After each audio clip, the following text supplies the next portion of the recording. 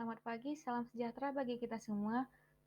Perkenalkan, nama saya Novina Gresita Buru Prangin-Angin dengan NIM 120140239 dari kelas Sosio-Informatika dan Etika Profesi RB. Di sini saya akan memaparkan tentang sustainabilitas dalam dunia IT. Sebelum itu, perlu kita ketahui apa itu sustainable development, yaitu merupakan konsep pembangunan berkelanjutan yang berasal dari kesepakatan global yang terbentuk dalam Earth Summit di Rio de Janeiro di Brazil pada tahun 1992. Pembangunan berkelanjutan ini merupakan pembangunan yang memenuhi kebutuhan dunia manusia melalui pemanfaatan sumber daya alam secara rasional dan efisien. Sumber daya yang memperhatikan pemanfaatannya secara berkelanjutan untuk generasi sekarang maupun generasi yang akan datang. Kemudian ada 3 pilar pembangunan berkelanjutan. Yang pertama, pada aspek ekonomi, yaitu pertumbuhan ekonomi berkelanjutan, penciptaan lapangan kerja, dan pembangunan infrastruktur inklusif. Yang kedua, ada aspek sosial, yaitu peningkatan kualitas hidup masyarakat melalui akses terhadap pendidikan, kesehatan, perumahan yang layak, keadilan sosial, dan partisipasi aktif masyarakat. Dan yang ketiga, pada aspek lingkungan, yaitu berfokus pada pelestarian lingkungan alam, perlindungan sumber daya alam, dan pengelolaan yang berkelanjutan. Sehingga penting untuk menjaga keseimbangan ketiga aspek tersebut agar pembangunan dapat memberikan manfaat kepada semua pihak, terutama masyarakat miskin, dan dapat berkelanjutan dengan memperhatikan kesediaan sumber daya alam. Namun, dalam ketiga pilar tersebut, peran teknologi belum sepenuhnya dipertimbangkan dalam mencapai pembangunan yang berkelanjutan. Karena teknologi masih dianggap sebagai penyebab kerusakan lingkungan yang tidak mendukung pembangunan berkelanjutan.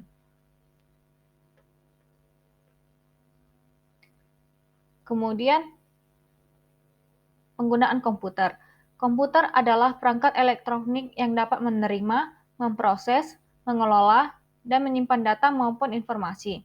Adapun penggunaan komputer ini memiliki dampak positif dan dampak negatif.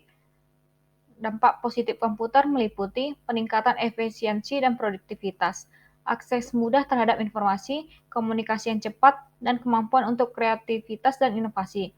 Namun, ada juga dampak negatifnya dari penggunaan komputer ini, seperti ketergantungan, isolasi sosial, masalah keamanan dan privasi, serta pengaruh terhadap lapangan pekerjaan. Kemudian, kita akan membahas tentang e-waste. Apa itu e-waste? Yaitu limbah elektronik merujuk kepada semua perangkat elektronik yang sudah tidak digunakan atau rusak. Hal ini mencakup berbagai jenis barang elektronik seperti komputer, laptop, telepon seluler, televisi, peralatan rumah tangga, elektronik, dan perangkat elektronik lainnya. Kemudian, apa solusinya ini? Oleh karena itu, pengelolaan limbah elektronik dengan benar sangat penting.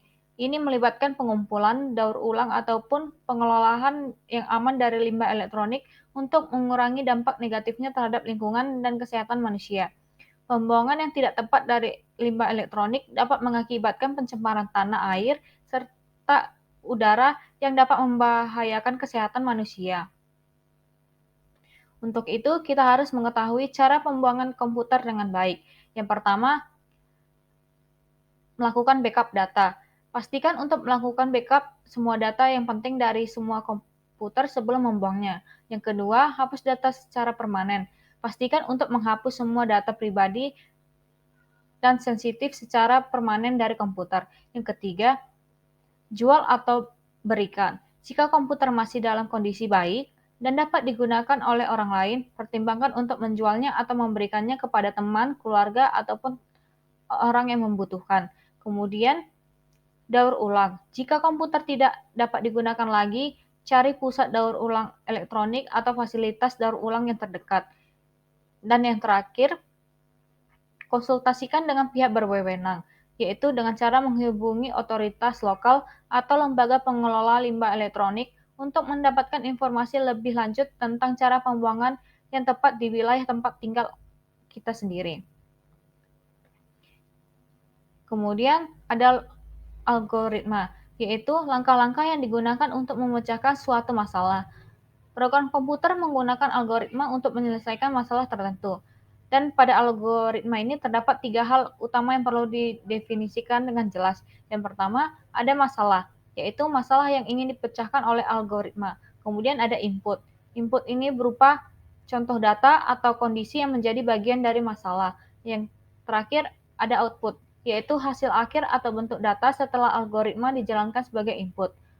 Output ini diharapkan dapat menjadi solusi yang diinginkan dan memecahkan masalah tersebut. Suatu algoritma dianggap benar jika terdapat memberikan output yang tepat sesuai dengan input yang diberikan dan terbukti selalu lengkap. Kemudian ada sistem operasi. Sistem operasi komputer adalah software yang bertugas mengendalikan dan mengatur perangkat keras serta operasi dasar sistem komputer. Fungsinya meliputi menjalankan program aplikasi seperti program pemrosesan data yang dapat membantu memudahkan efektivitas manusia. Dengan adanya sistem operasi ini, pengguna dapat menggunakan sumber daya komputer secara efisien. Selain itu, sistem operasi juga dirancang untuk memungkinkan perubahan dan pengujian sistem dengan minimal gangguan terhadap layanan yang ada. Kemudian, ada jaringan komputer. Internet merupakan jaringan komputer yang terhubung secara global dan tersebar di seluruh dunia. Jutaan komputer saling terhubung melalui jaringan telepon, baik dengan kabel maupun gelombang elektromagnetik. Melalui jaringan ini, berbagai aplikasi dapat dijalankan antar komputer dengan bantuan perangkat lunak dan perangkat keras yang diperlukan. Jaringan komputer ini memiliki dampak positif dan dampak negatifnya. Adapun internet memiliki dampak positif sebagai alat komunikasi yang penting, memfasilitasi pertukaran data dengan cepat dan ekonomis, serta berbagai sumber informasi yang kaya dan akurat. Namun, internet juga memiliki dampak negatifnya, seperti pornografi, kekerasan, dan konten yang tidak pantas dapat ditemukan di internet. Internet juga rentan terhadap kecurangan seperti penipuan dan pencurian identitas. Internet juga memudahkan akses informasi bagi semua orang dan digunakan dalam bidang pendidikan, kebudayaan, dan bisnis online. Penggunaan kartu kredit dalam transaksi online juga membawa risiko carding, di mana data kartu kredit dapat disalahgunakan.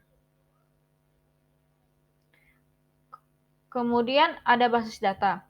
Basis data ataupun yang biasa kita kenal dengan database adalah koleksi data yang terhubung satu sama lain. Data ini disusun dalam file atau table yang dimana setiap record memiliki tipe, ukuran, dan bentuk yang serupa. Database memiliki beberapa kriteria penting, yaitu orientasi pada data daripada program, kemampuan yang digunakan oleh berbagai aplikasi tanpa perlu mengubah database, kemudahan perluasan baik dalam volume maupun struktur, kemampuan memenuhi kebutuhan sistem baru, dan fleksibilitas penggunaan. Kemudian, prinsip utama dalam pengelolaan database adalah memastikan fleksibilitas dan kecepatan dalam pengambilan data. Fitur-fitur database meliputi efisiensi dalam hal kecepatan, ukuran, dan akurasi, penggunaan data dalam jumlah besar, kemampuan berbagi, serta mengurangi duplikasi dan inkonsistensi data. Kemudian ada bahasa pemrograman.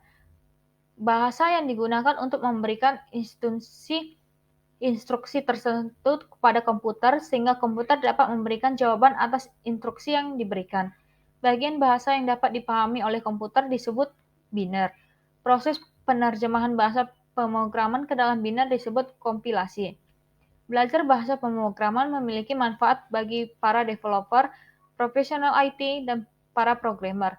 Mereka dapat meningkatkan keterampilan dan pengetahuan mereka atau kebiasaan menulis kode dengan benar, berpikir logis, dan menggunakan struktur kata yang tepat, yang bermanfaat dalam pekerjaan, terutama dalam mengerjakan proyek baru.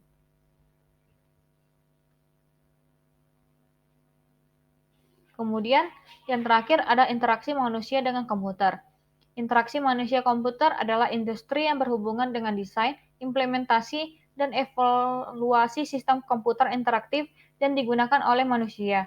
Ini melibatkan pemahaman tentang interaksi antara manusia dan komputer dari perspektif ilmu komputer. Interaksi manusia-komputer melibatkan komunikasi antara mesin dan manusia, dengan melibatkan bidang seperti teknik grafik, grafik komputer, sistem operasi, bahasa pemrograman, desain industri, dan desain grafis, teori komunikasi, ilmu sosial, psikologi, dan desain sistem. Demikianlah hasil pemaparan dari saya. Jika ada kesalahan dalam penyampaian kata, saya mohon maaf. Sekian saya ucapkan terima kasih.